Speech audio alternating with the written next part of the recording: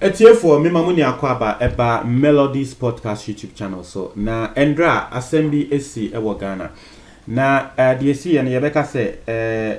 ensam no gofo bebre enti ase de ekoso ewo Ghana December 17 referendum ne sansem ni na no ngofo bebre enti ase me try se me share ase na mo ati ase ye answer ne beto aso na subscribe na click notification bell na so wo ye na latest news bi aba wonsa ebeka na Ghana nanka ya adwen se December 17th ye be referendum na referendum ne se say asem no honhran chese asem bia me krampo no me chese me read ye bisa nkrofo bebre because Ghana for watching nkrofo be 10 bisa wo mo ensem ni mu a metumi ato se 7 kra no wo omu nim de ekoso de wo matene se o yesi ye kwa yengoto say yes yesi ye kwa yengoto say o no na asem no me do mosu kono de mete ya nanti ase amenya ne se MMDC is ya agency ye pese ye to aba ema wo mo na MMDC is ye nkrofo a ye nto aba mo no the president and atese o appoint yo mo na ne ya agency ye be den ye pese ye to aba ema mo but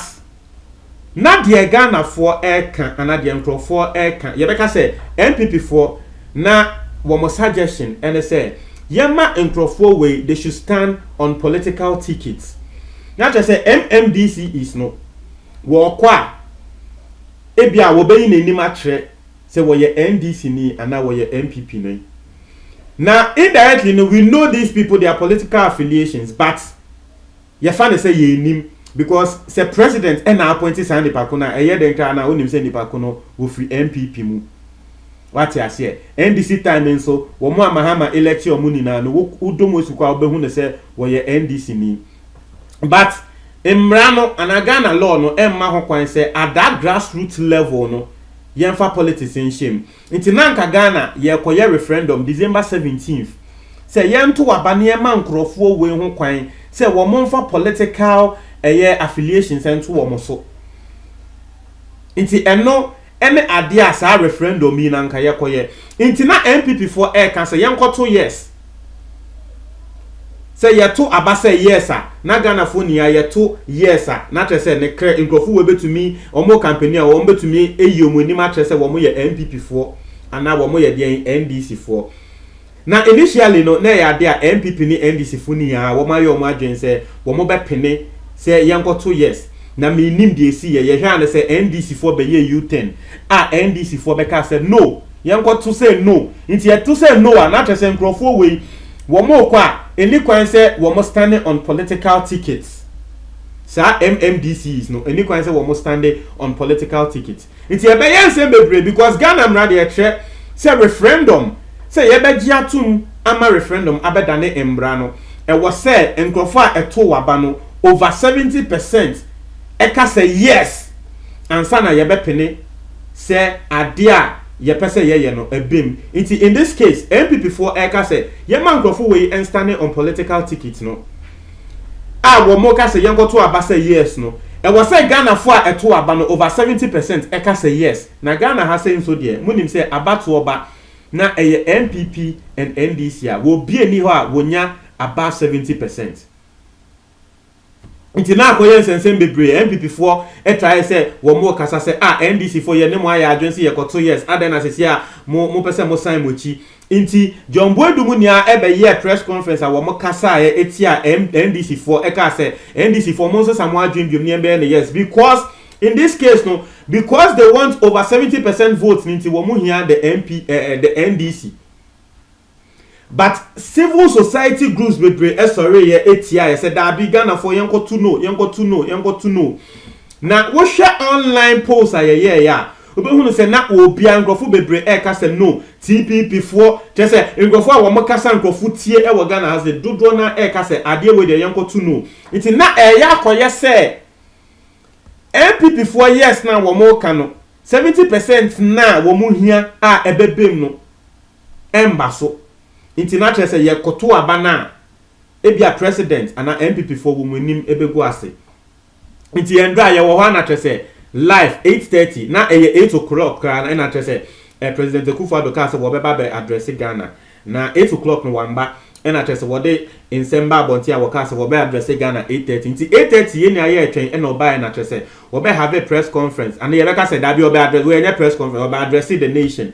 And the Kufado Kasa wa cancel referendum. No. Now, what I say wa cancel referendum, the reason I woman say wa cancel, they say, what that adjin who ehun say, Ghana for bebre na enti asem na se. Ye hear consensus on this. Ye was say Ghana for ye church and say muma Ghana for tiase. E was say ye bise bisa nkrofo enu hunti. Inti on that point Rebecca say Akufo-Addo 8 year Ghana for what person what Ghana for adwen ansa na will continue with this referendum. Adinti na MPP for a batch and so say hey na nay. Ye wo ho say NDC for Sammy Jemfi and the chance here was say Akufo-Addo nim say obefeli when he says 70% wonya ni nimbe guase inti na wa sheda e dia ba bonten say o wa cancel referendum no nim say ni nimbe guase anopa we ye sorry ya General Mosquito Asiedun Ketia enso eden sema betuja na sema Asiedun Ketia woka ene say was say hey Akufo-Addo u chantro wonim pa se we nimbe guase na na Captain Smart ena na kasa e wa Adom FM. And like Captain Smart business say aden na munia NDC for asem woka se Akufo-Addo na nimbe guase aden na woka sasa say share Akufo-Addo woka se wohia census and a consensus wohia Ghana for adwen na yentro na Akufo-Addo enya sa na ote wono de opese oye bia wo ye nti se wende wo ba no woka se wohia Ghana for adwen a yentro no otwa because share number 1 National Cathedral Akufo-Addo amma Ghana for ya nye consensus o ono na wo bai o ka se da na koma so se wo be ye den wo besi e na wo si Ghana for bebre Kasetia National Cathedral no and wo mo say wo mo ye kra the National Shrine na beka ho na Akufo-Addo yo obi a wo tie Ghana for adwen edge consensus na ka National Cathedral and ko be consensus 2 Ghana card Ghana for bebre Kasetia Akufo-Addo be ye ne se Ghana card ya mo be ye be hye sikegu enya hye wasi Ghana for kasa but Akufo-Addo koso eye Ghana card no wanje consensus in free Ghana for ho bia na ende de Akufo-Addo say consensus 3 embra MPP for be mu a wo mu eye former EC boss Charles say efri so no Ghana for Kasetia say ade Akufo-Addo uye enye Akufo-Addo ba bonte be ka say say we electing new EC boss ne kana what the consensus be ba just say we be Ghana for adwen yete wa ye be han say Akufo-Addo electing new EC boss wanje Ghana for adwen mfi bebia nti Akufo-Addo yo bi a project bia wo be ye bia wo no ankasa ne pe na wo de koso eye wanje Ghana for adwen mfi bebia nti ende so wo ba bonten abeka say wo Ghana for adwen a e bo say Ghana for nia ye hunu say eyentro na wonim se enimguase ebeto no ama NDC for the asre ne say hey mo elusu referendum mo elusu no enu hunti e na wa sheda ba bonti ya be cancel a wa sheda de excuse tachi say me pese me Ghana for adwen ntia we ne sema Asiedun Ketia wo de atudwa wo se wo no Asiedun Ketia Akufo-Addo a wonim pa de Akufo-Addo no dictator yaka so be a dictator trese sebe Ghana there we don't practice dictatorship democracy and ye practice it no yaka so be a dictator trese ni pa kono de ope na wo ye but on say democracy there na kebi ma min kebi but wasi Akufo-Addo there wo ye dictator wo hwe nsema ekoso wo Ghana ono ankasa de nepe eye nyama na ono ankasa ye say wonje Ghana for adwen fi bebia wo kase wo beje Ghana for adwen ka wonje no and that there asem we see no ba bonti abeka say Ghana for adwen o say masa Akufo-Addo ne MPP for wo mo pe different excuse in famra na Ghana for yenye nkola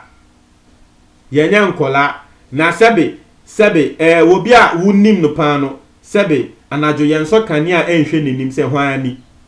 no Asiedun Ketia de wonim Akufo-Addo papa etie for mo ntwe mo adwen e wo comment box ni mu na esanse Asiedun Ketia akasa say Sammy Jemfi so endra wakasa sa immediately Akufo-Addo immediately President Akufo-Addo or addressing nation ni we no and Sammy Jemfi dey nsem ebetu jantu be hu ne say this will be the line of argument for the week for NDC for saying na womo be argue womo issues out. You should be expecting more from them. Hey, Ghana politics. But Montreal Madrid, our comment box, no, it's here for Montreal Madrid, our comment box, no, me that say.